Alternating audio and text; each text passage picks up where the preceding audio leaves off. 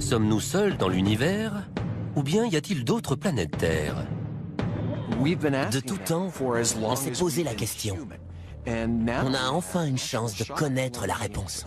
Sur les 50 milliards d'étoiles de type solaire de notre galaxie, 1 sur 5 est susceptible de posséder une planète habitable. Si je vous dis que vous avez une chance sur 5 de gagner au loto, c'est sûr que vous jouez. Il doit forcément exister un autre environnement propice à la vie, c'est sûr. Découvrir une autre Terre pouvant accueillir la vie est désormais à notre portée.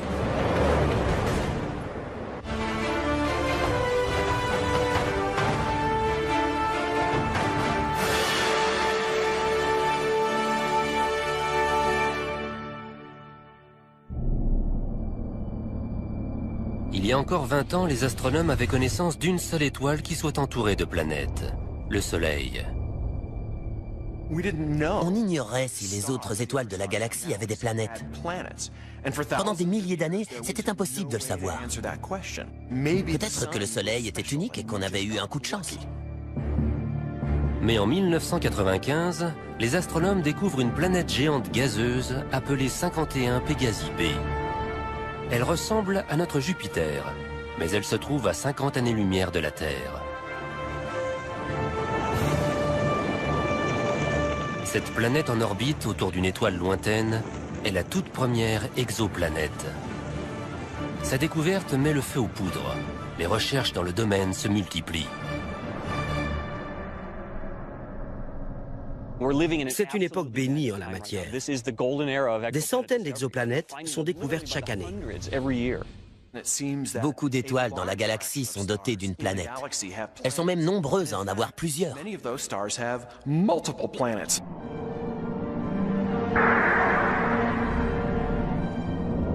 La plupart des exoplanètes ont été découvertes ces 4 dernières années, grâce à un outil ayant coûté près de 600 millions de dollars, le télescope spatial Kepler. Pour la première fois dans l'histoire de l'humanité, Kepler nous a appris que notre Terre n'était ni unique, ni même rare. Kepler repère les étoiles dont le rayonnement diminue de manière périodique. Cette baisse, parfois infime, prouve qu'une planète vient de passer devant une étoile. Kepler observe depuis l'espace une toute petite partie du ciel. Il observe 150 000 étoiles à la recherche d'un élément qui révèle la présence de planètes en orbite autour d'elle.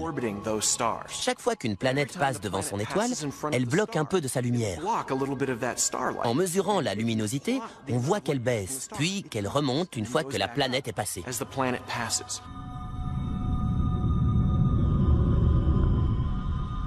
Kepler repère des planètes, mais il est incapable de nous dire si elles sont de type rocheux et donc potentiellement habitables comme la Terre, ou s'il s'agit de géantes gazeuses inhospitalières comme Jupiter. Pour ce faire, les astronomes ont recours au plus puissant des télescopes terrestres.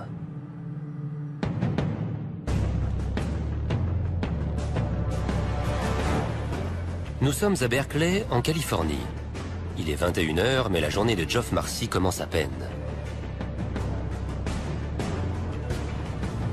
Ce soir, il va contrôler à distance le télescope Keck, installé sur le point culminant de Hawaï, afin d'étudier les centaines de nouvelles exoplanètes que Kepler a découvertes. Caroline, qu'on voit dans la vidéo du bas, se trouve dans les locaux du télescope Keck, à 600 mètres d'altitude, sur les flancs du volcan Mauna Kea.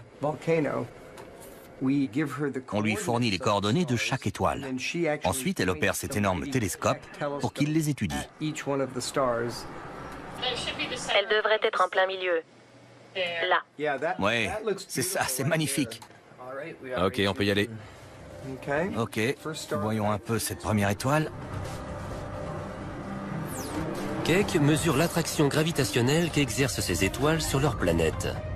Geoff Marcy en déduit la masse et la composition de ces planètes, ainsi que la distance qui les sépare de leur étoile.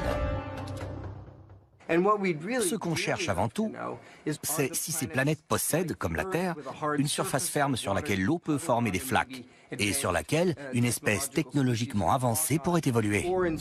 Ou au contraire, si ce sont des géantes gazeuses incapables d'abriter la vie telle qu'on la connaît.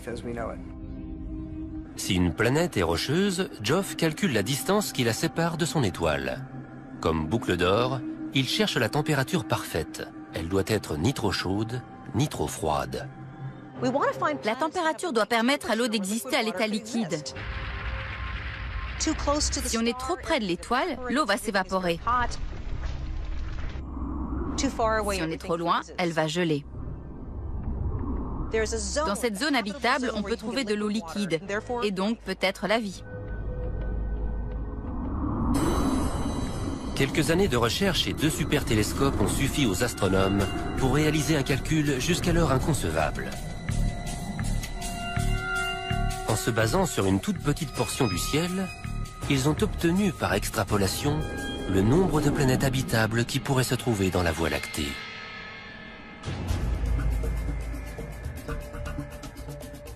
Geoff Marcy et son étudiant Eric Pettigura s'apprêtent à annoncer leur découverte.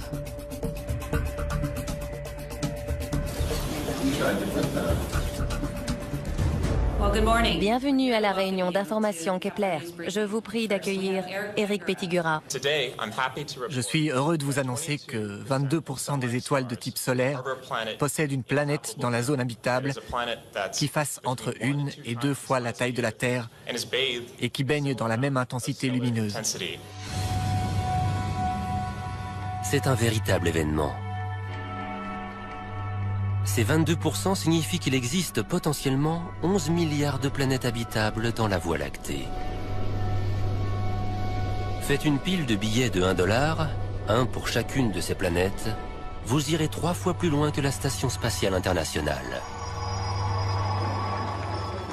1 sur 5. Ça veut dire des milliards de planètes rien que dans la Voie lactée. C'est une révélation cruciale quand on cherche la vie dans l'espace. C'est une avancée historique. Maintenant, il s'agit de savoir s'il y a de la vie sur de telles planètes. C'est ce qu'on va essayer de faire. Le candidat le plus prometteur est Kepler 62, un système solaire composé de 5 planètes, dont 2 super-Terres. Elles sont plus grandes que la Terre, mais comme elles, ce sont des rocheuses dont l'orbite se trouve dans la zone habitable de leur étoile. La première a un rayon 40% supérieur à celui de la Terre. Pour la seconde, c'est 60%. Mais surtout, elle se trouve dans la zone habitable. À partir de là, on peut raisonnablement penser qu'elle possède des océans liquides. L'exoplanète 62F est située à l'extrémité froide de la zone habitable. À cette distance, si de l'eau s'y trouve, c'est sans doute sous la forme de glace.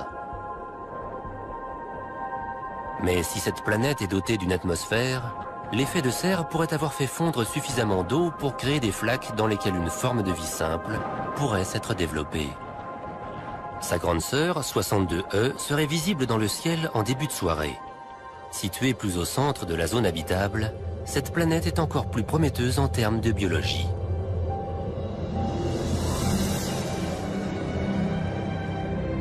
Les astronomes y entrevoient un possible paradis, doté de tous les ingrédients nécessaires à la vie. Des océans parsemés de chapelets d'îles baignant dans une température tropicale. Sur Terre, ce type d'environnement est on ne peut plus favorable au développement de la vie.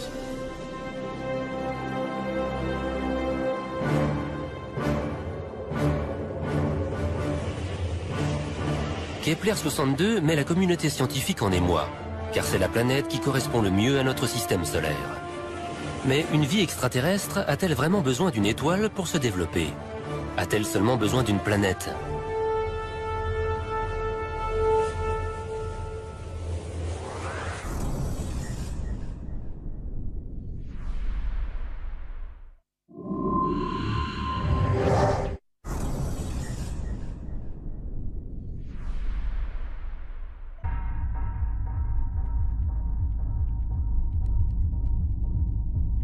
Rien que dans notre galaxie, il pourrait y avoir 11 milliards d'exoplanètes en orbite autour d'étoiles comparables à notre Soleil en termes de taille et de luminosité. Mais ces dernières constituent seulement un quart des étoiles qui composent notre galaxie. Pourrait-il y avoir encore plus de planètes comme la Terre en orbite autour d'autres types d'étoiles? On voit ici la courbe de luminosité du transit. John Johnson cherche des exoplanètes orbitant autour de petites naines rouges. Celles-ci constituent la majorité des étoiles de la galaxie. Ce qu'on voit ici, c'est une image du Soleil prise il y a quelques heures de ça. Ici, on voit une image d'artiste de ce à quoi ressemble une naine rouge. Les naines rouges sont si petites et si peu lumineuses qu'elles sont invisibles à l'œil nu depuis la Terre. Mais si on pouvait les voir, voici à quoi ressemblerait le ciel. Les naines rouges sont 3 fois plus nombreuses que les autres étoiles, et de nombreuses planètes semblables à la Terre gravitent autour d'elles. On sait qu'une naine rouge a environ 1,5 planète. C'est une moyenne globale. Cela veut dire qu'il y a environ 200 milliards de planètes de la taille de la Terre en orbite autour de naines rouges dans la galaxie.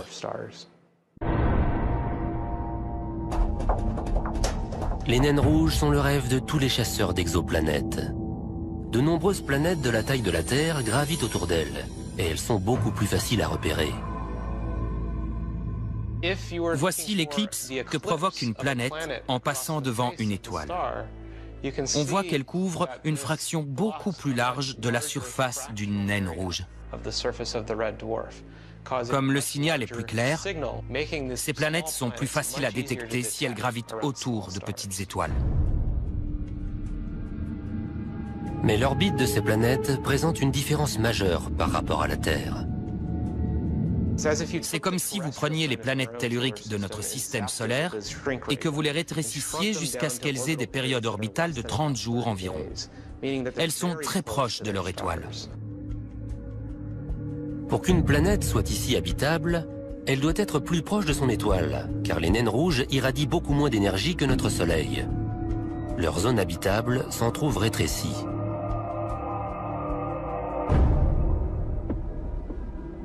La surface d'une planète habitable gravitant autour d'une naine rouge baignerait dans une lumière cramoisie. Il suffirait de lever la tête pour apercevoir d'autres rocheuses.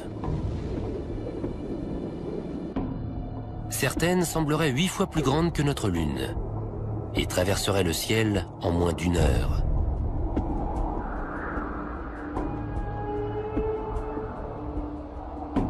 Il pourrait y avoir jusqu'à 22 milliards d'exoplanètes comme celle-ci, juste dans la Voie lactée.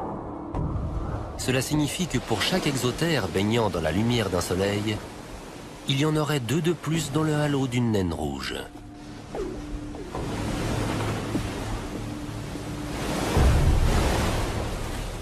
Ce sont de petites étoiles de rien du tout. Elles pourraient facilement passer inaperçues.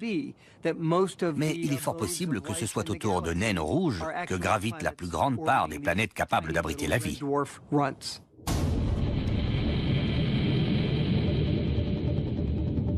Il y a 20 ans, nous avions connaissance d'une seule planète pouvant accueillir la vie. Aujourd'hui, ce nombre pourrait bien être passé à 33 milliards. Soit 5 planètes par terrien, hommes, femmes ou enfants. Mais ce chiffre pourtant colossal pourrait être en deçà de la réalité. Il est possible que les formes de vie dominantes soient présentes non pas sur des planètes, mais sur des lunes. Très vite, en cherchant des exoplanètes, les astronomes se sont étonnés de trouver des géantes gazeuses, comparables à Jupiter, gravitant dans la zone habitable de leur Soleil. Ces planètes pourraient-elles être dotées d'exolunes?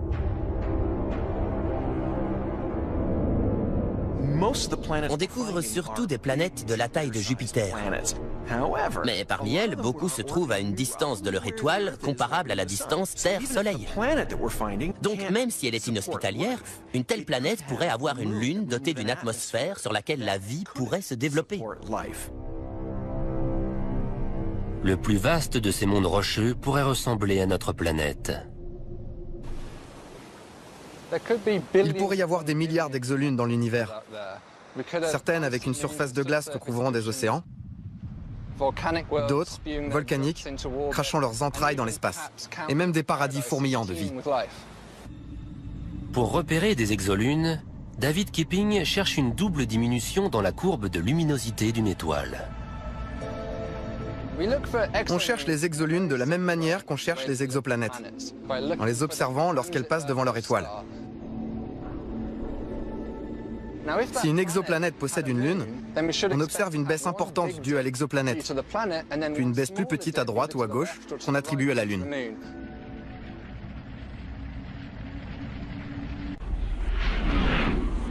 Ces lunes, situées dans des zones habitables, pourraient donc abriter la vie.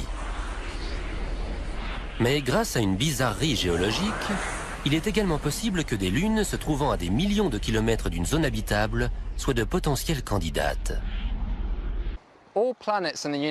Les exoplanètes ont une seule manière de se réchauffer. Elles utilisent le rayonnement de leur étoile. Mais les lunes ont deux possibilités. La chaleur de leur étoile, mais aussi le réchauffement par effet de marée. Une lune a souvent une orbite elliptique. La distance qui la sépare de sa planète est donc variable. Lorsqu'elle en est proche, la force gravitationnelle de la planète peut provoquer un soulèvement de son paysage sur plusieurs mètres de hauteur, une sorte de marée rocheuse. Un phénomène de cette ampleur génère des frictions qui réchauffent le cœur de la Lune. Si la marée est suffisamment importante, elle peut même donner à la Lune une température propre à la vie, et ce, à n'importe quelle distance de sa planète. Imaginez que vous gravitez autour d'une planète gigantesque, avec une source de lumière au loin. Cette lumière est suffisante pour la photosynthèse, mais pas pour réchauffer votre environnement. C'est votre interaction gravitationnelle avec cette énorme planète qui réchauffe votre environnement. Vous pouvez donc potentiellement devenir un havre hospitalier. Si elles existent, ces exolunes pourraient nous réserver l'une des vues les plus spectaculaires de l'univers.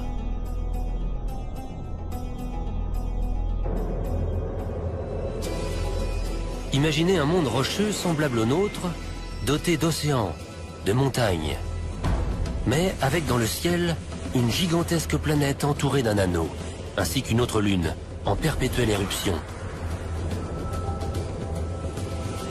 Les exolunes semblent tout droit sorties d'une œuvre de science-fiction.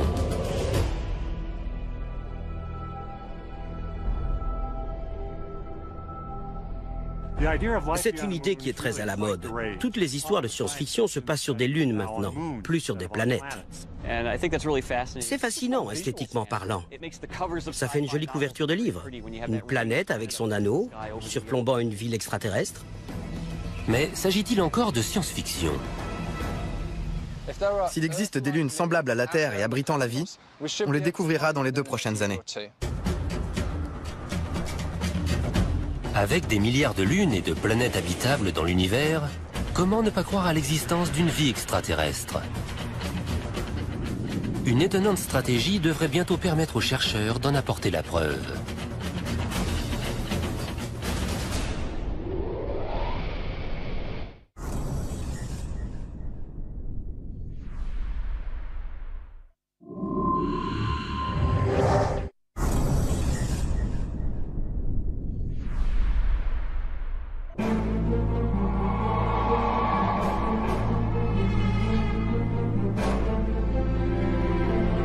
Grâce à d'impressionnantes avancées technologiques, les scientifiques ont enfin réussi à percer les secrets de la Voie lactée. La Terre n'est pas unique. Des dizaines de milliards d'autres planètes et de lunes potentiellement habitables sont disséminées dans toute la galaxie.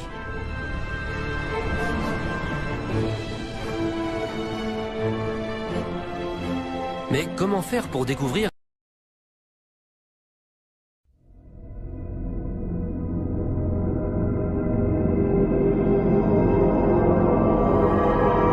si elle porte la vie lorsqu'elle se trouve si loin de nous? Vous allez me dire, pourquoi est-ce qu'on ne va pas visiter ces exoplanètes? On prend une fusée et on y va. Je vous répondrai que c'est impossible. Elles sont trop loin. Même la plus proche des planètes habitables identifiées par Kepler se trouve hors de notre portée. Il faudrait à Voyageur 1 plus de 200 000 ans pour l'atteindre, et c'est la plus rapide de nos sondes spatiales. Dans cette quête d'une vie extraterrestre, les vaisseaux spatiaux ne nous sont d'aucune utilité. Trouver la vie dans l'espace nécessite un outil capable de voyager à la vitesse de la lumière. Les astronomes ont donc décidé d'utiliser la lumière des étoiles.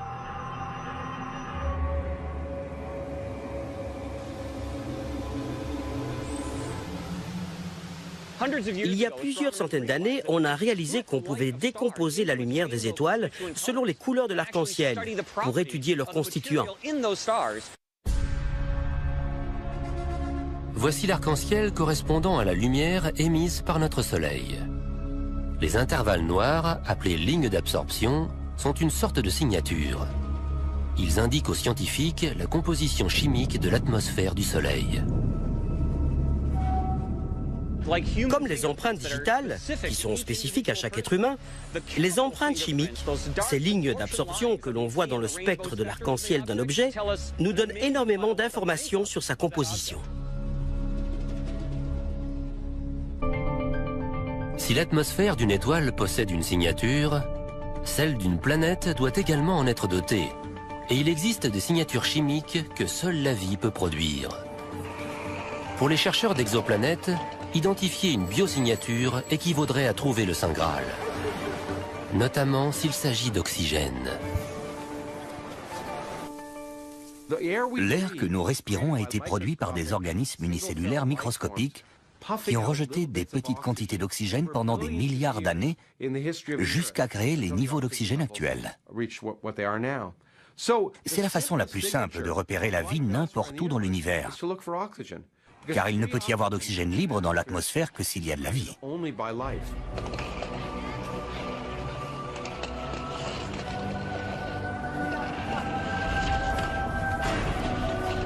Il est relativement simple de capturer et de décomposer la lumière d'une étoile lointaine.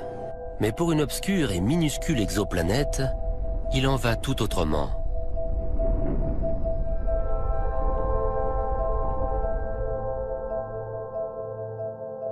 L'étoile est très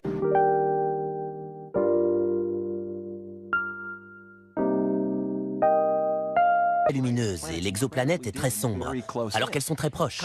C'est comme observer une luciole placée devant un spot. C'est une véritable catastrophe. Il faut trouver un moyen d'obscurcir l'étoile, de bloquer sa lumière, pour arriver à détecter la lumière très faible que renvoie l'exoplanète. Face à cet obstacle de taille, scientifiques et ingénieurs ont mis au point un dispositif audacieux, le Starshade. Ce large écran spatial se déploierait à une distance de 50 000 km d'un télescope robotique, afin de bloquer la lumière des étoiles distantes. Si ce dispositif fonctionne, nous pourrons pour la toute première fois observer directement des exoplanètes de taille similaire à la Terre, comme si l'on recréait une éclipse solaire. On pourrait penser que la meilleure stratégie serait d'utiliser un écran circulaire. Mais il y a un problème, c'est que la lumière se courbe. Elle contourne les bords de l'écran et revient vers son centre, ce qui gâche complètement ce que vous étiez en train d'essayer de faire, à savoir bloquer la lumière. En forme de fleur, Starshade empêche la lumière de contourner l'écran. Il faut installer de petites extensions, comme des pétales, tout autour de cet écran circulaire. Ça éloigne la lumière de son centre et ça l'obscurcit pour que l'exoplanète puisse bien ressortir.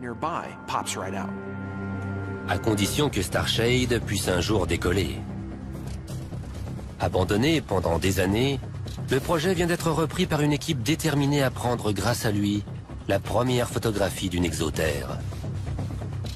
Aujourd'hui, les ingénieurs de la NASA testent le mécanisme chargé d'ouvrir les délicats pétales de Starshade une fois que ce dernier aura été déployé dans l'espace.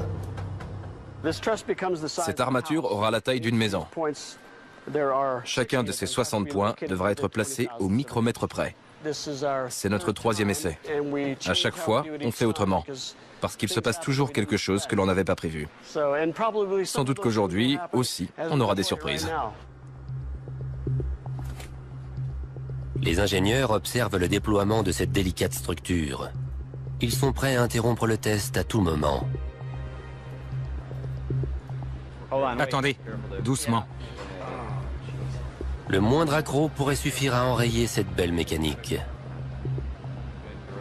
Bien vu. À 5 cm près, ça allait sauter. C'est bon, on peut reprendre.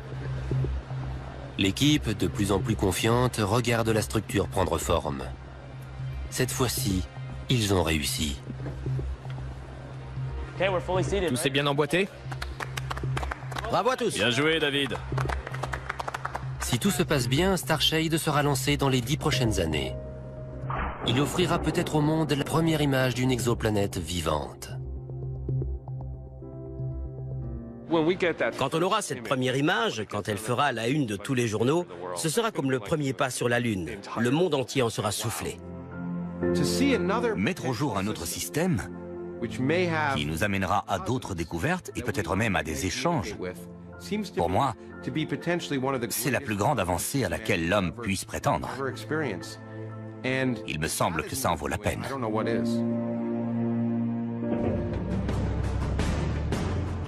À présent, on sait qu'il y a des milliards d'exoplanètes comme celle-ci.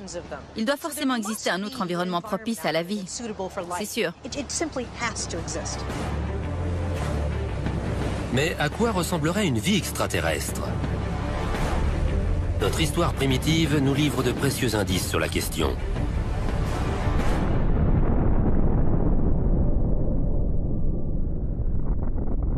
La Terre est née du chaos cosmique qui régnait il y a 4,5 milliards d'années.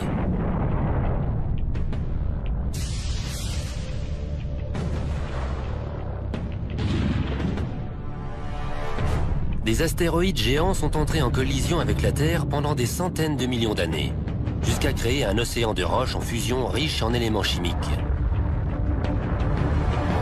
Lorsque ces bombardements cessent enfin, la température de la Terre diminue suffisamment pour que se forme une surface solide. C'est alors que survient le miracle. La vie est apparue sur Terre dès que les conditions idéales ont été réunies. La vie a commencé dès que la Terre s'est solidifiée. Il y a donc une formule magique. Dès que la température et les éléments chimiques correspondent, c'est quasi automatique. Nous ignorons encore si la vie apparaît de manière automatique. Cependant, la plupart des scientifiques s'accordent à dire que pour ce faire, les éléments de base nécessaires doivent baigner dans une soupe primordiale.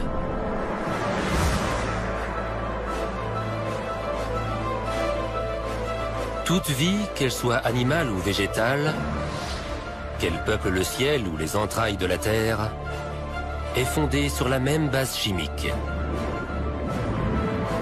De longues chaînes d'ADN composées d'éléments chimiques comme le carbone, l'hydrogène et le phosphore. En fouillant le ciel à l'aide de leurs télescopes, les scientifiques ont découvert que les composants nécessaires à la vie sont présents partout, dans les astéroïdes, dans les nuages gazeux et dans les étoiles.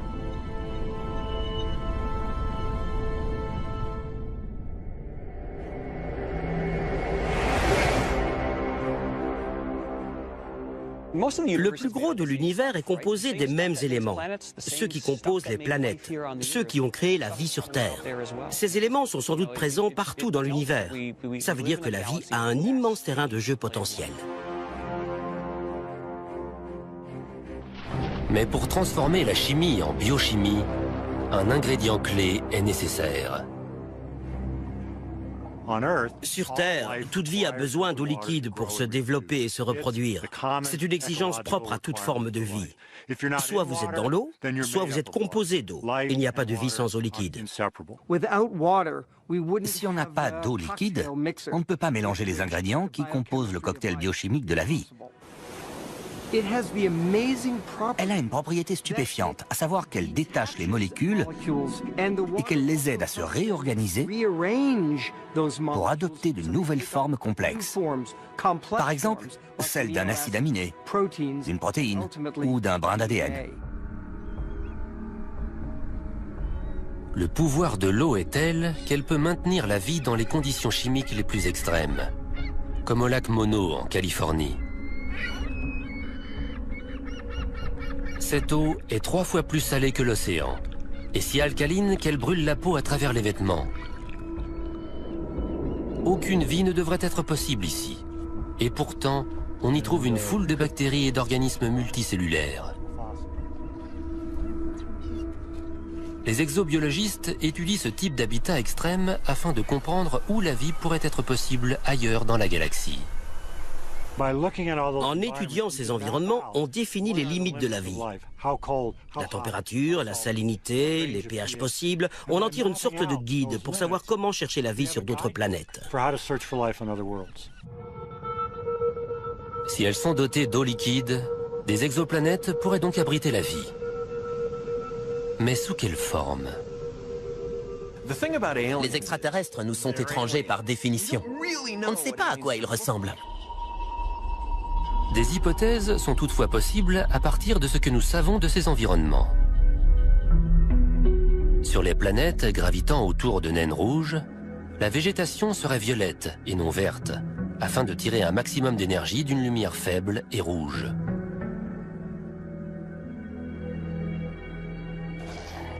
La science-fiction est peuplée d'êtres étranges, mais en vérité, les extraterrestres pourraient bien nous ressembler. La science-fiction se trompe. Je pense que dans ces autres mondes possibles, les choses pourraient être comme sur Terre. Les poissons ressembleraient à des poissons dans n'importe quel océan, parce que c'est la meilleure façon de se déplacer dans l'eau. Sur Terre, l'évolution a favorisé des formes similaires dans des environnements identiques. Il est donc facile de confondre un dauphin et un requin, même si l'un est un mammifère et l'autre un poisson. Il y a donc fort à parier que les créatures peuplant un océan extraterrestre auront elles aussi cette forme effilée caractéristique. Elles seront différentes du point de vue biochimique, mais elles nous sembleront familières, car la forme des organismes vivants est déterminée par des interactions entre la physique et la biomécanique. Et ce sera la même chose sur d'autres planètes. Les oiseaux ressembleront à des oiseaux, les poissons à des poissons. C'est à l'intérieur qu'ils seront différents. Les exoplanètes sont incroyablement distantes de la Terre. Des milliers d'années pourraient s'écouler avant qu'il nous soit possible de croiser le regard d'un extraterrestre. Entendre sa voix, en revanche, pourrait être possible bien avant cela.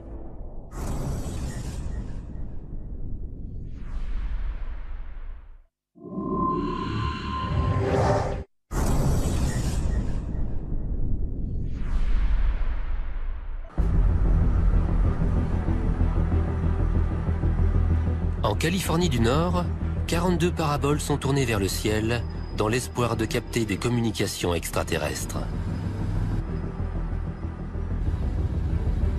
Seth Shostak est astronome émérite au sein du programme SETI pour la recherche d'une intelligence extraterrestre. D'après lui, des civilisations extraterrestres pourraient envoyer des ondes radio dans l'espace. Le réseau d'antennes du télescope Allen attend patiemment un signe de leur part. Quand on cherche une forme d'intelligence dans l'espace, des extraterrestres, comme on dit, il y a différentes approches.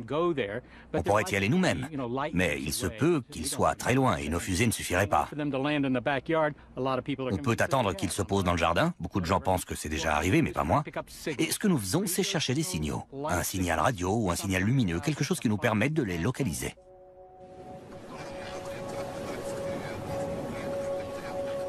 Les ondes radio sont des impulsions à basse fréquence parfaites pour la communication dans l'espace. Elles sont très puissantes et faciles à produire.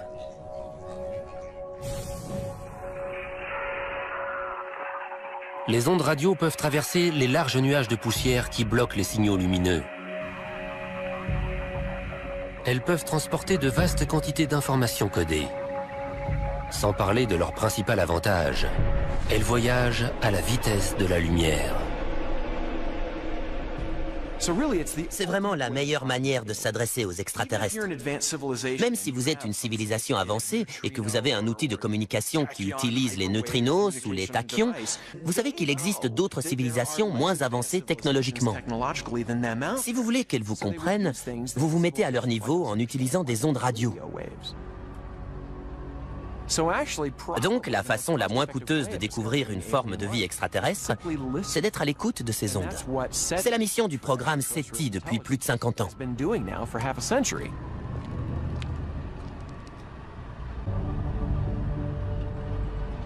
Jusqu'ici, le programme n'a encore rien détecté. Les astronomes comme CES restent optimistes et pensent que leur recherche sera payante sur le long terme. Mais le temps presse. Dans 50 ans, SETI aura scanné l'ensemble du ciel. S'il se prolonge, le silence radio renverra les scientifiques à la case départ. L'expérience donnera des résultats dans les 40 prochaines années. Si on n'a rien détecté d'ici là, il faudra en conclure que soit les extraterrestres n'existent pas, soit ils n'utilisent pas les ondes radio, soit on s'y est mal pris. Mais si ça doit marcher, ce sera très bientôt. Les ondes radio ne sont pas la seule manière dont les extraterrestres pourraient communiquer. S'ils sont présents dans des systèmes solaires comprenant plusieurs planètes rapprochées les unes des autres, ils pourraient utiliser des faisceaux laser pour communiquer d'une planète à l'autre. Geoff Marcy pense qu'il est possible de capter ces signaux laser à l'aide d'un télescope optique géant du type de Keck. Voici une étoile qui a deux planètes. À ce moment précis, elles sont alignées entre elles et avec la Terre. Donc, si les deux colonies communiquent entre elles d'une planète à l'autre à l'aide d'ondes radio ou de laser, on espère pouvoir intercepter cette communication. Ou en tout cas, ce qui pourrait déborder jusqu'à nous qui les espionnons.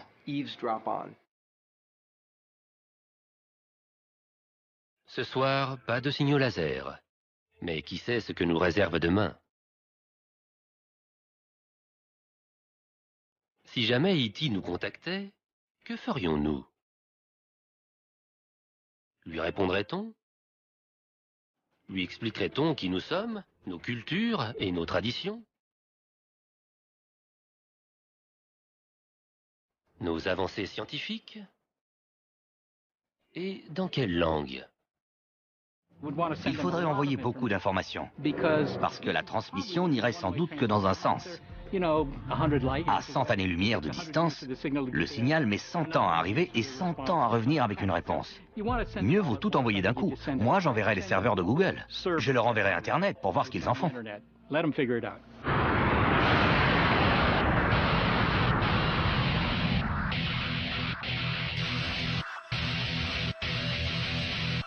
Deux aventures scientifiques tentent de trouver une réponse à la même question.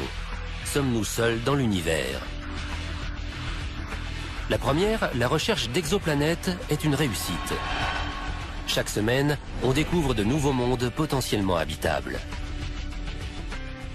On se demandait si les exoplanètes étaient répandues. Maintenant, on peut le dire haut et fort. Oui, il y en a partout dans le ciel. Vous n'avez qu'à lever les yeux. Il y en a des milliers, dans toutes les directions. La deuxième tentative, à savoir espionner les signaux extraterrestres, est un échec. 50 ans d'écoute à l'aide de matériel de pointe n'ont donné aucun résultat. On cherche désespérément à surprendre une conversation entre deux civilisations extraterrestres à l'aide de radiotélescopes. Jusqu'ici, aucun résultat, c'est le silence radio. Sur des centaines d'années, nous n'avons pas la moindre preuve d'une vie technologiquement avancée, ni même d'une vie primitive. Il y a quelque chose qui cloche. Des milliards de planètes pourraient accueillir la vie. Mais ces mondes intelligents resteraient silencieux? Serait-il possible que la vie apparaisse partout, mais qu'elle n'aille jamais nulle part? Une forme d'intelligence devrait laisser des indices visibles de sa présence dans l'univers.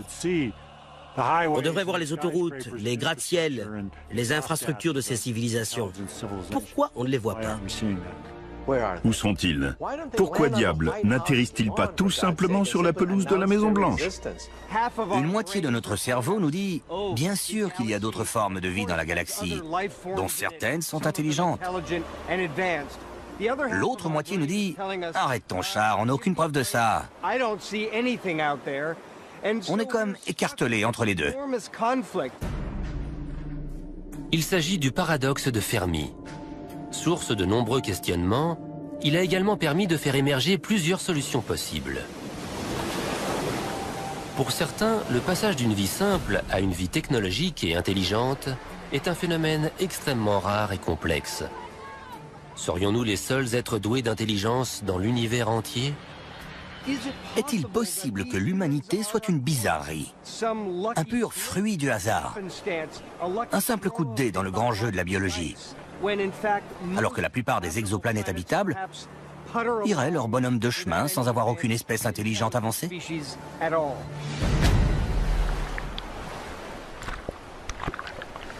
Notre évolution est le résultat d'une série d'heureux hasards et de coïncidences cosmiques peu susceptibles de se répéter exactement dans le même ordre.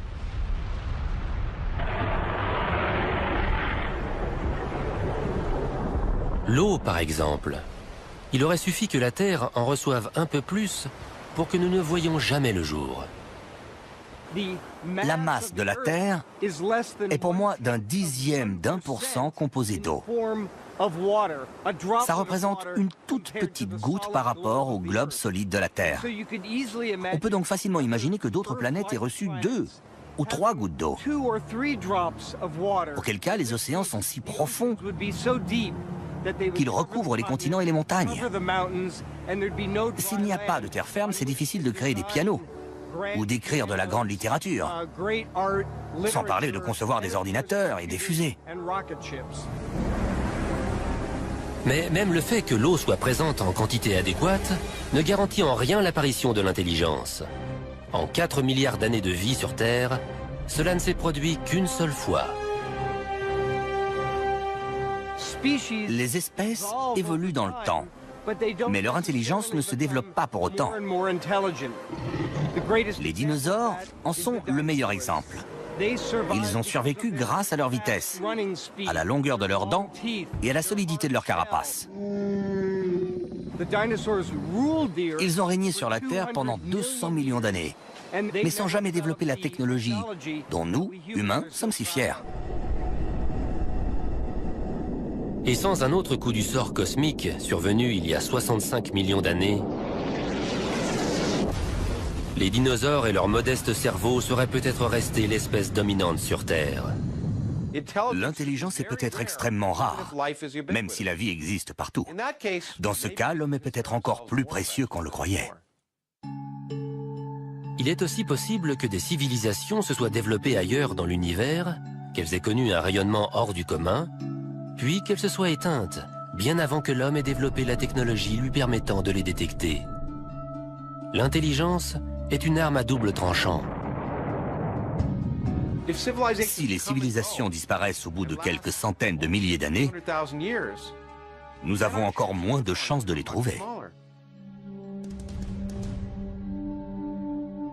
Une chose est sûre, partir à la recherche d'autres civilisations que la nôtre a changé notre propre regard sur l'humanité. À présent, nous savons que notre Terre n'est qu'un petit point bleu parmi des milliers de planètes pouvant abriter la vie. Il y a 20 ans, l'idée qu'il existe d'autres terres en orbite autour d'autres soleils n'était que pure spéculation. Maintenant, c'est quelque chose que l'on peut prouver. C'est fascinant. Chaque jour, de nouvelles possibilités sont révélées. La vie pourrait exister sur des mondes semblables aux nôtres, sur des planètes en orbite autour d'étoiles naines, ou même sur des satellites appartenant à des géantes gazeuses. Nous sommes en train de vivre une période de croissance exponentielle dans le nombre des exoplanètes que nous découvrons, mais aussi dans la variété d'endroits où nous les trouvons. Ces découvertes remettent profondément en question notre perspective sur la vie humaine et sur l'existence d'autres formes de vie extraterrestres. Pour moi, la vie est partout. Et comme il y a plus de 100 milliards d'étoiles dans la Voie lactée, je serais vraiment surpris qu'aucune intelligence ne se soit développée ailleurs dans notre galaxie. J'ai hâte que nous puissions prouver que la vie existe ailleurs que sur la Terre. Je me fiche que ce soit une bactérie ou une civilisation douée d'intelligence. Ce sera la preuve que nous ne sommes pas seuls. Et ça va tout changer.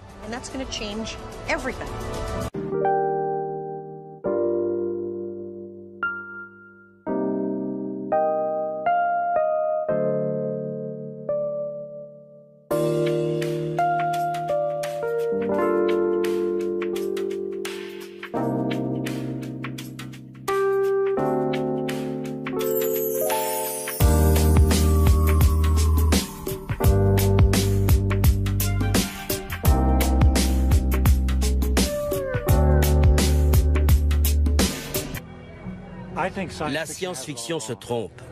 Je pense que dans ces autres mondes possibles, les choses pourraient être comme sur Terre. Les poissons ressembleraient à des poissons dans n'importe quel océan, parce que c'est la meilleure façon de se déplacer dans l'eau. Sur Terre, l'évolution a favorisé des formes similaires dans des environnements identiques. Il est donc facile de confondre un dauphin et un requin, même si l'un est un mammifère et l'autre un poisson. Il y a donc fort à parier que les créatures peuplant un océan extraterrestre auront elles aussi cette forme effilée caractéristique. Elles seront différentes du point de vue biochimique, mais elles nous sembleront familières, car la forme des organismes vivants est déterminée par des interactions entre la physique et la biomécanique. Et ce sera la même chose sur d'autres planètes. Les oiseaux ressembleront à des oiseaux, les poissons à des poissons. C'est à l'intérieur qu'ils seront différents. Les exoplanètes sont incroyablement distantes de la Terre. Des milliers d'années pourraient s'écouler avant qu'il nous soit possible de croiser le regard d'un extraterrestre. Entendre sa voix, en revanche, pourrait être possible bien avant cela.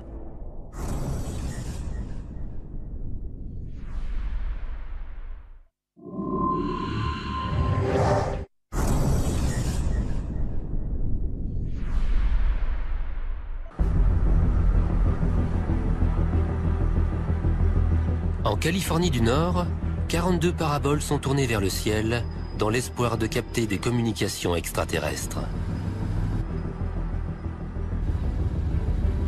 Seth Shostak est astronome émérite au sein du programme SETI pour la recherche d'une intelligence extraterrestre. D'après lui, des civilisations extraterrestres pourraient envoyer des ondes radio dans l'espace. Le réseau d'antennes du télescope Allen attend patiemment un signe de leur part. Quand on cherche une forme d'intelligence dans l'espace, des extraterrestres, comme on dit, il y a différentes approches. On pourrait y aller nous-mêmes, mais il se peut qu'ils soient très loin et nos fusées ne suffiraient pas. On peut attendre qu'ils se posent dans le jardin, beaucoup de gens pensent que c'est déjà arrivé, mais pas moi. Et ce que nous faisons, c'est chercher des signaux, un signal radio ou un signal lumineux, quelque chose qui nous permette de les localiser.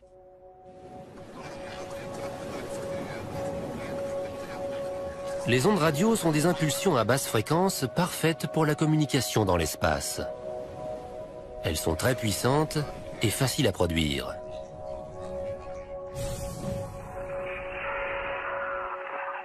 Les ondes radio peuvent traverser les larges nuages de poussière qui bloquent les signaux lumineux. Elles peuvent transporter... Les astronomes ont donc décidé d'utiliser la lumière des étoiles.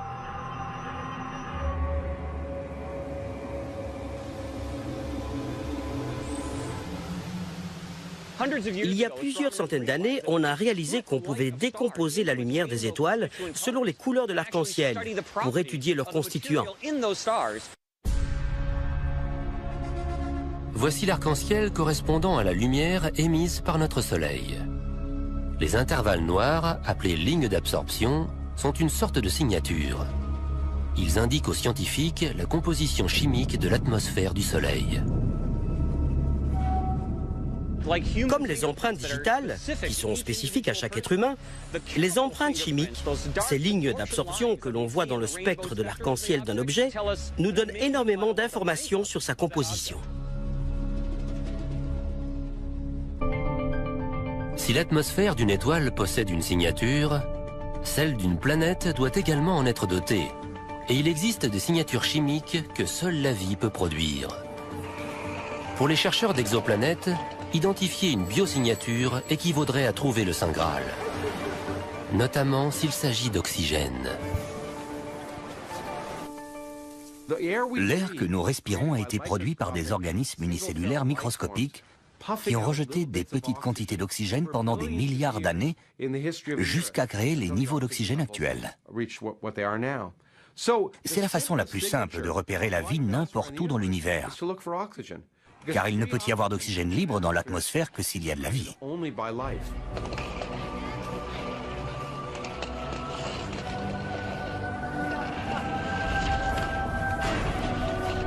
Il est relativement simple de capturer et de décomposer la lumière d'une étoile lointaine. Mais pour une obscure et minuscule exoplanète, il en va tout autrement.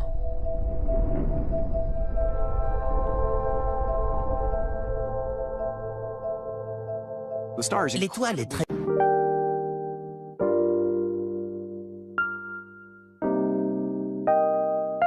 lumineuse et l'exoplanète est très sombre, alors qu'elles sont très proches. C'est comme observer une luciole placée devant un spot. C'est une véritable catastrophe. Il faut trouver un moyen d'obscurcir l'étoile, de bloquer sa lumière, pour arriver à détecter la lumière très faible que renvoie l'exoplanète. Face à cet obstacle de taille, scientifiques et ingénieurs ont mis au point un dispositif audacieux, le Starshade. Ce large écran spatial se déploierait à une distance de 50 000 km d'un télescope robotique, afin de bloquer la lumière des aires découvertes. Caroline, qu'on voit dans la vidéo du bas, se trouve dans les locaux du télescope Keck, à 600 mètres d'altitude, sur les flancs du volcan Mauna Kea. On lui fournit les coordonnées de chaque étoile. Ensuite, elle opère cet énorme télescope pour qu'il les étudie. Elle devrait être en plein milieu. Là.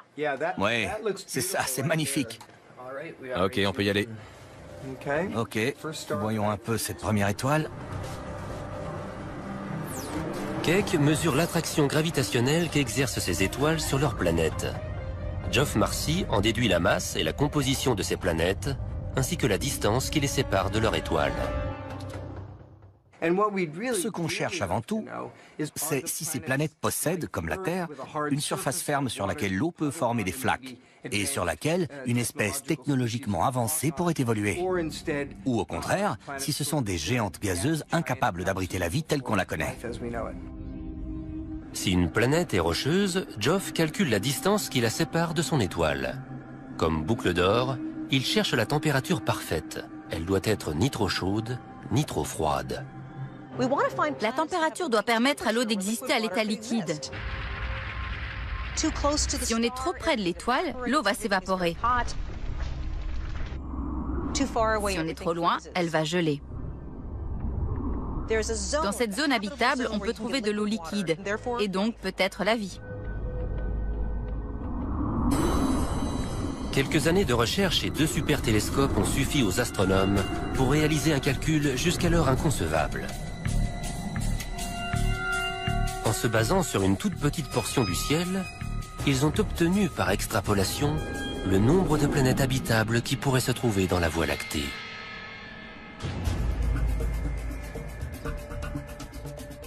Geoff Marcy et son étudiant Eric Pettigura s'apprêtent à annoncer leur découverte.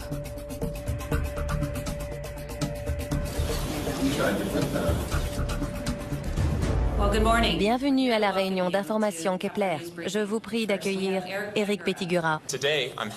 Je suis heureux de vous annoncer que 22% des étoiles de type solaire possèdent une planète dans la zone habitable qui fasse entre 1 et 2 fois la taille de la Terre et qui baigne dans la même intensité lumineuse. C'est un véritable événement. Ces 22% signifient qu'il existe potentiellement 11 milliards de planètes habitables dans la Voie lactée. Faites une pile de billets de $1, un pour chacune de ces planètes, vous irez 3 fois plus loin que la Station spatiale internationale, dans le ciel en début de soirée. Située plus au centre de la zone habitable, cette planète est encore plus prometteuse en termes de biologie.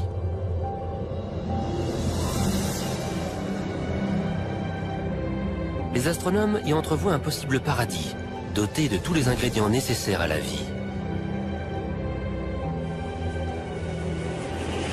Des océans parsemés de chapelets d'îles baignant dans une température tropicale.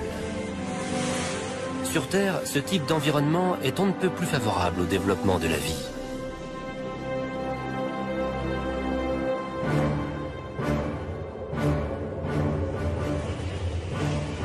Kepler 62 met la communauté scientifique en émoi, car c'est la planète qui correspond le mieux à notre système solaire.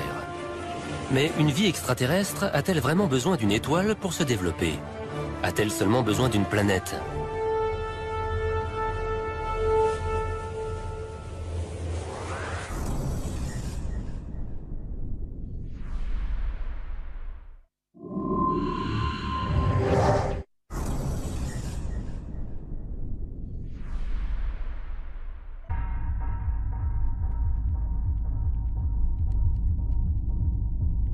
Rien que dans notre galaxie, il pourrait y avoir 11 milliards d'exoplanètes en orbite autour d'étoiles comparables à notre Soleil en termes de taille et de luminosité.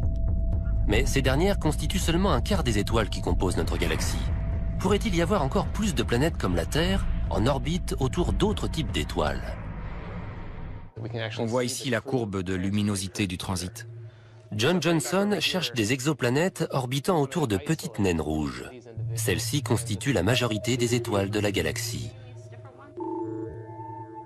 Ce qu'on voit ici, c'est une image du Soleil, prise il y a quelques heures de ça. Ici, on voit une image d'artiste de ce à quoi ressemble une naine rouge. Les naines rouges sont si petites et si peu lumineuses qu'elles sont invisibles à l'œil nu depuis la Terre. Mais si on pouvait les voir, voici à quoi ressemblerait le ciel. Les naines rouges sont 3 fois plus nombreuses que les autres étoiles, et de nombreuses planètes semblables à la Terre gravitent autour d'elles. On sait qu'une naine rouge a environ 1,5 planètes. C'est une moyenne globale. Cela veut dire qu'il y a environ 200 milliards de planètes de la taille de la Terre en orbite autour de naines rouges dans la galaxie.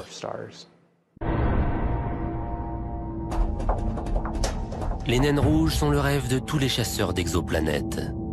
De nombreuses planètes de la taille de la Terre gravitent autour d'elles, et elles sont beaucoup plus faciles à repérer de l'univers.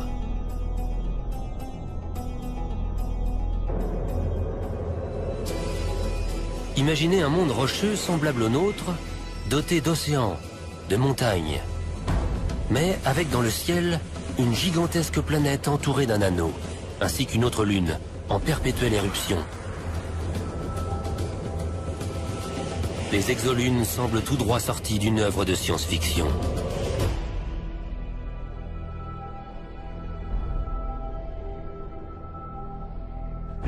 C'est une idée qui est très à la mode.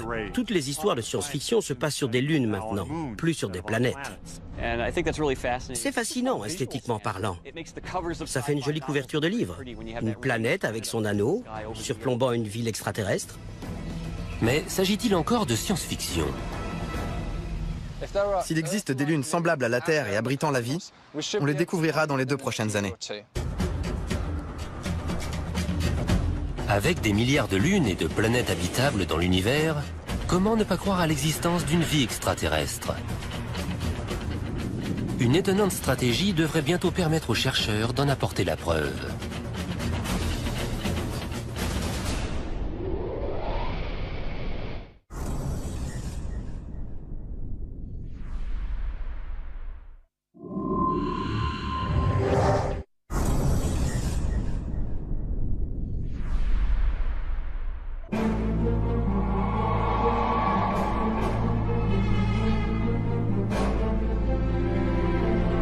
Grâce à d'impressionnantes avancées technologiques, les scientifiques ont enfin réussi à percer les secrets de la Voie lactée. La Terre n'est pas unique.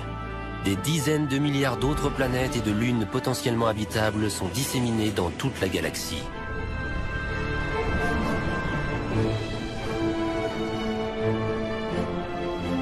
Mais comment faire pour découvrir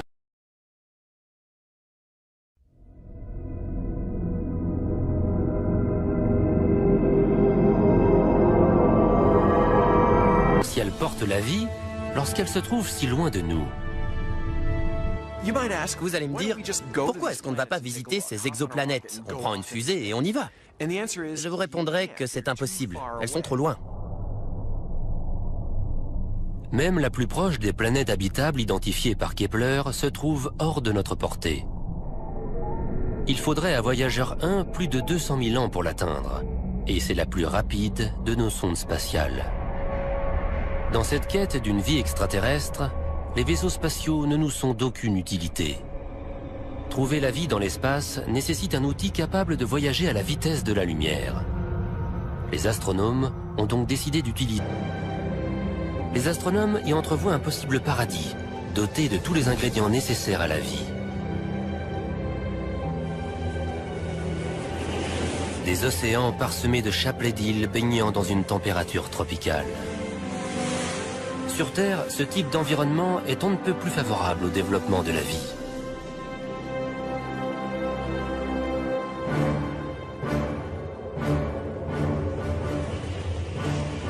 Kepler 62 met la communauté scientifique en émoi, car c'est la planète qui correspond le mieux à notre système solaire. Mais une vie extraterrestre a-t-elle vraiment besoin d'une étoile pour se développer? A-t-elle seulement besoin d'une planète?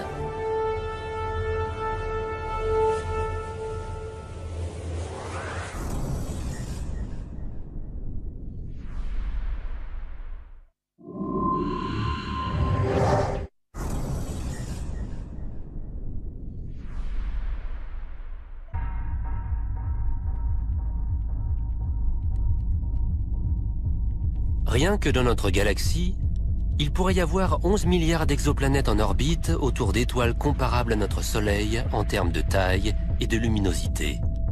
Mais ces dernières constituent seulement un quart des étoiles qui composent notre galaxie. Pourrait-il y avoir encore plus de planètes comme la Terre en orbite autour d'autres types d'étoiles? On voit ici la courbe de luminosité du transit.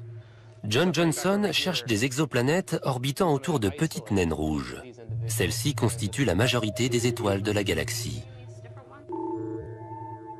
Ce qu'on voit ici, c'est une image du Soleil prise il y a quelques heures de ça. Ici, on voit une image d'artiste de ce à quoi ressemble une naine rouge. Les naines rouges sont si petites et si peu lumineuses qu'elles sont invisibles à l'œil nu depuis la Terre. Mais si on pouvait les voir, voici à quoi ressemblerait le ciel.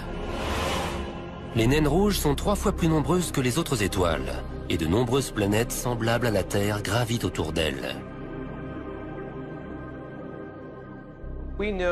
On sait qu'une naine rouge a environ 1,5 planètes. C'est une moyenne globale. Cela veut dire qu'il y a environ 200 milliards de planètes de la taille de la Terre en orbite autour de naines rouges dans la galaxie.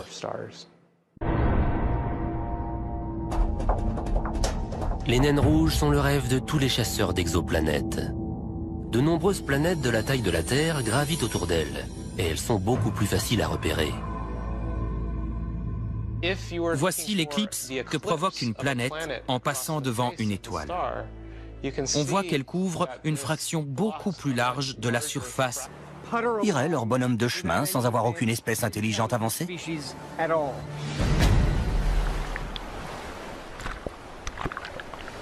Notre évolution est le résultat d'une série d'heureux hasards et de coïncidences cosmiques peu susceptibles de se répéter exactement dans le même ordre.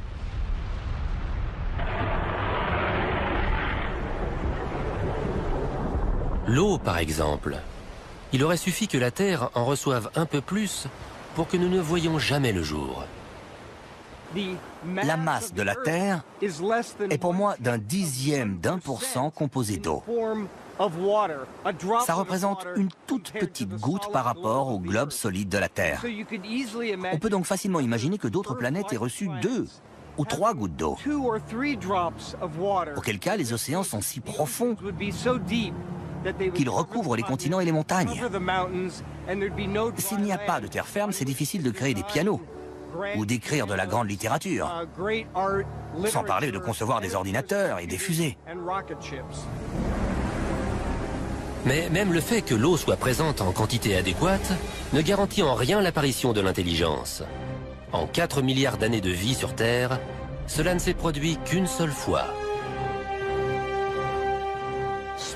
Les espèces évoluent dans le temps, mais leur intelligence ne se développe pas pour autant. Les dinosaures en sont le meilleur exemple. Ils ont survécu grâce à leur vitesse, à la longueur de leurs dents et à la solidité de leur carapace.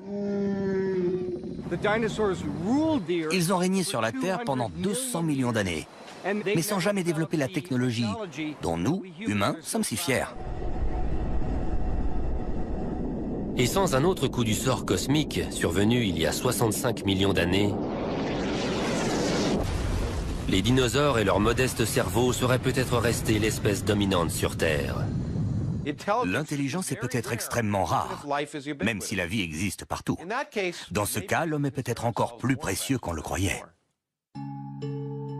Il Il est aussi possible que des civilisations se soient développées ailleurs dans l'univers, qu'elles aient connu un rayonnement hors du commun, puis qu'elles se soient éteintes, bien avant que l'homme ait développé la technologie lui permettant de les détecter.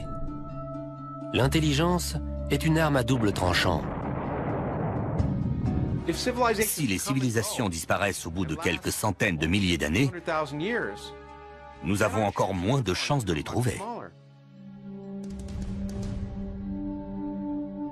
Une chose est sûre, partir à la recherche d'autres civilisations que la nôtre a changé notre propre regard sur l'humanité. À présent, nous savons que notre Terre n'est qu'un petit point bleu parmi des milliers de planètes pouvant abriter la vie.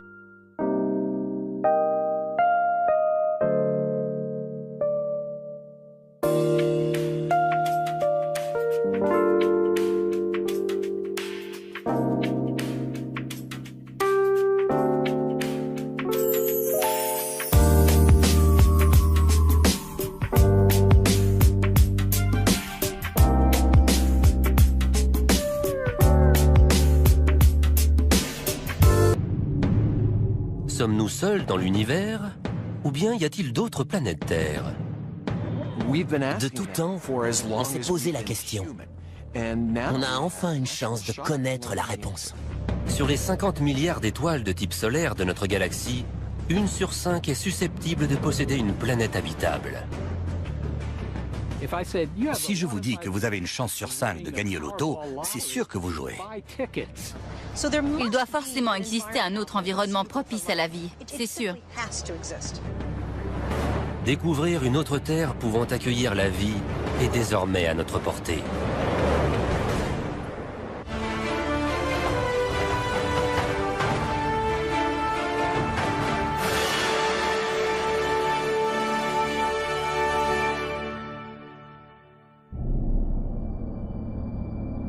Il y a encore 20 ans, les astronomes avaient connaissance d'une seule étoile qui soit entourée de planètes, le Soleil.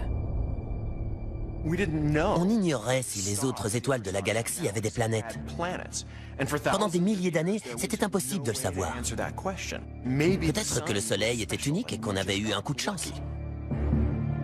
Mais en 1995, les astronomes découvrent une planète géante gazeuse appelée 51 Pégasi b. Elle ressemble à notre Jupiter, mais elle se trouve à 50 années-lumière de la Terre. Cette planète en orbite autour d'une étoile lointaine est la toute première exoplanète. Sa découverte met le feu aux poudres. Les recherches dans le domaine se multiplient. C'est une époque bénie en la matière. Des centaines d'exoplanètes sont découvertes chaque année. Beaucoup d'étoiles dans la galaxie sont dotées d'une planète. Elles sont même nombreuses à en avoir plusieurs.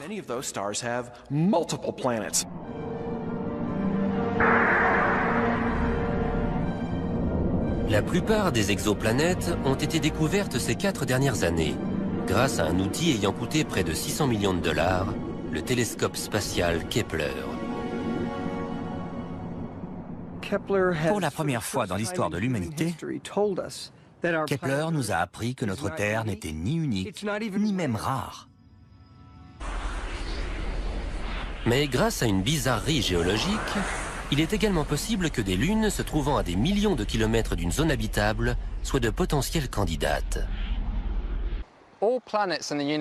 Les exoplanètes ont une seule manière de se réchauffer.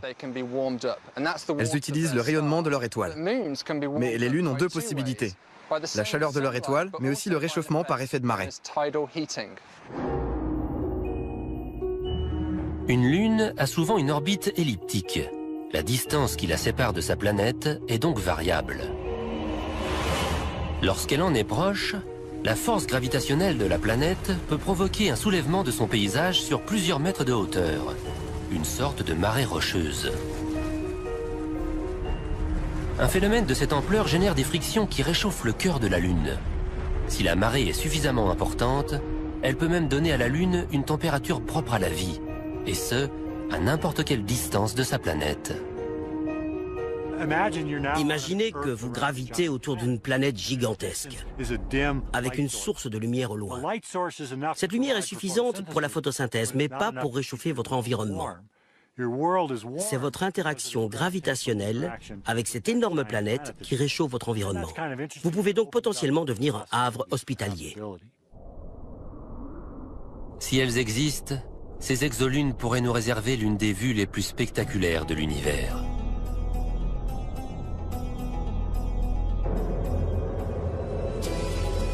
Imaginez un monde rocheux semblable au nôtre, doté d'océans, de montagnes, mais avec dans le ciel une gigantesque planète entourée d'un anneau, ainsi qu'une autre lune, en perpétuelle éruption. Les exolunes semblent tout droit sorties d'une œuvre de science-fiction.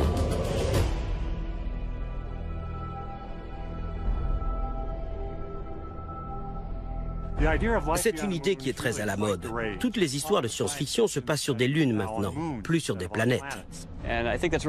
C'est fascinant, esthétiquement parlant. Ça fait une jolie couverture de livre. Une planète avec son anneau, surplombant une ville extraterrestre. Mais s'agit-il encore de science-fiction ? S'il existe des lunes semblables à la Terre et abritant la vie, on les découvrira dans les 2 prochaines années. Avec des milliards de lunes et de planètes habitables dans l'univers, comment ne pas croire à l'existence d'une vie extraterrestre? Une étonnante stratégie devrait bientôt permettre aux chercheurs d'en apporter la preuve.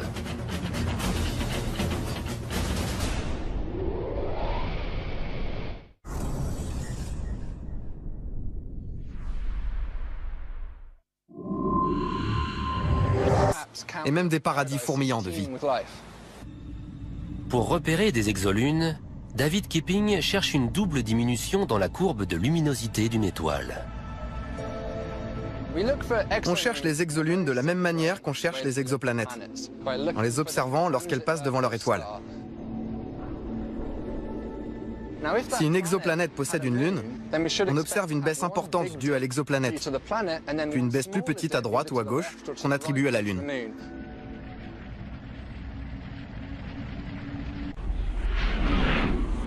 Ces lunes, situées dans des zones habitables, pourraient donc abriter la vie.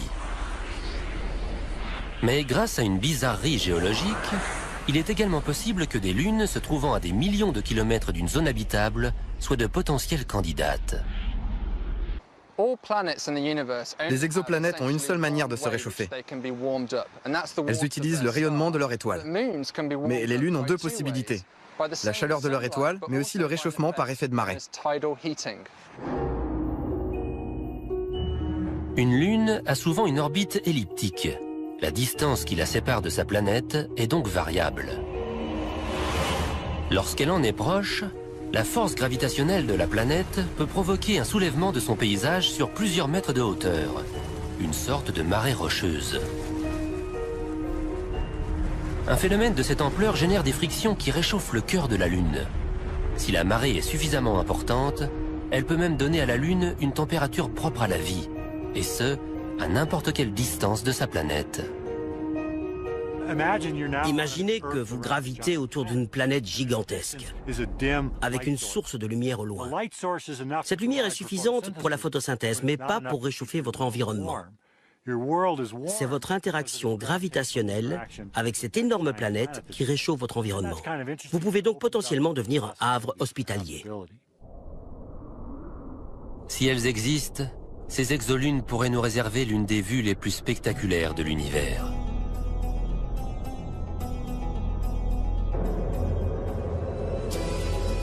Imaginez un monde rocheux semblable au nôtre, doté d'océans, de montagnes, mais avec dans le ciel une gigantesque planète entourée d'un anneau, ainsi qu'une autre lune, en perpétuelle éruption.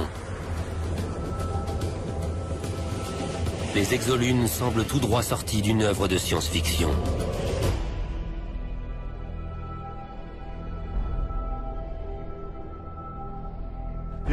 C'est une idée qui est très à la mode. Toutes les histoires de science-fiction se passent sur des lunes maintenant, plus sur des planètes.